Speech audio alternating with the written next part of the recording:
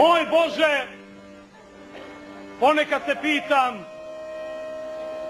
zar je baš tako moralo biti? Moj Bože, ponekad se pitam, zar je dobro srce muslimanskog insana moralo da se vadi valjevskim, užičkim i inim srpskim kamama? Moj Bože, ponekad se pitam, zar je muslimanski čovjek samo zato što sevda čuti morao biti zaklan?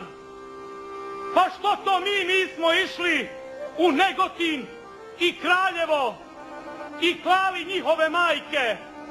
Što to mi nismo postavili haubice na Žabljak, na Durmitor, na Zlatibor i ubijali njihovu djecu?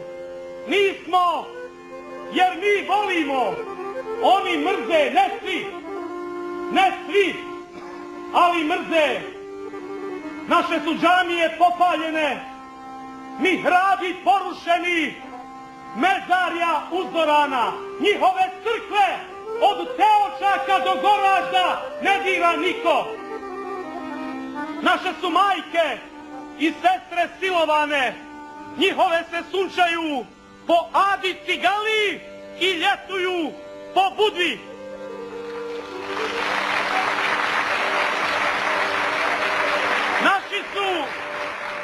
Naši su muhađiri u Trogiru i Pakistanu, a njihovi se sramih bilo šetaju po Modričkim, Dobojskim Dajđa i Prijedorskim avlijama. Mi ovdje u Bosni jedemo norvešku ribu sumnjivog datuma, a oni beru naše alkatmere i ruže i sjede ispod grožđa gdje smo mi Bajrame dočekivali. Bože moj!